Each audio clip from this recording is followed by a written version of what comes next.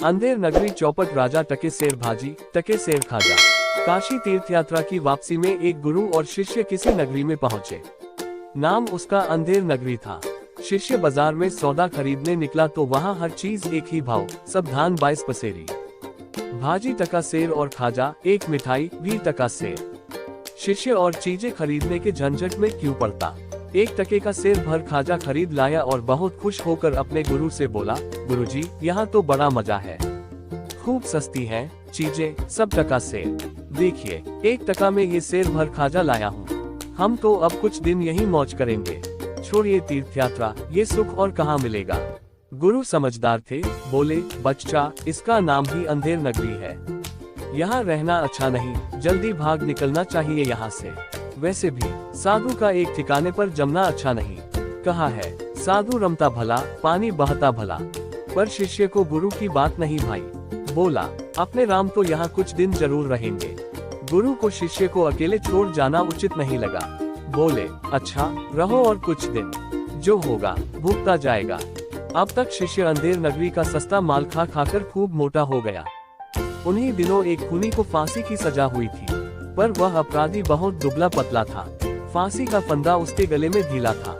इस समस्या से निजात पाने के लिए राजा ने कहा कि जिसकी गर्दन मोटी हो उसे ही फांसी लगा दो। अंधेर नगरी ही जो ठहरी। हाकिम ने सिपाहियों को हुक्म दिया कि जो मोटा आदमी सामने मिल जाए उसी को फांसी लगा दो। एक खून के बदले में किसी एक को फांसी होनी चाहिए, इसकी हो या उसकी, किसी की भी हो, जीव के बदले जीव। सिपाही मोटा व्यक्ति खोजने चले तो वही मोटा शिष्य सामने पड़ा। वह हलवाई के यहाँ खाजा खरीद रहा था। सिपाही उसे ही पकड़कर ले चले। गुरु को खबर लगी, वह दौड़े आए, सब बातें लोगों से मालूम की। एक बार तो उनके मन में आया कि इसे अपनी बेवकूफी का फल भोगने दें, पर गुरु का हृदय बड़ा दयालु था। सोचा, जीता रहेगा तो आगे समझ जाएगा। सिपाहियों के पास जाकर बोले, इस वक्त फांसी चढ़ने का हक तो मेरा है, इसका नहीं। क्यों? इस वक्त कुछ घंटों के मुहूर्त में फांसी चढ़कर मरने वाला सीधा स्वर्ग जाएगा। शास्त्र में गुरु के पहले शिष्य को स्वर्ग जाने का अधिकार नहीं है। शिष्य गुरु की चाल समझ गया, चिल्ला उठा, नहीं गुरुजी, मैं ही जाऊंगा। सिपाहियों ने मुझे पकड़ा है, आपको पकड़ा होता तो आप जाते।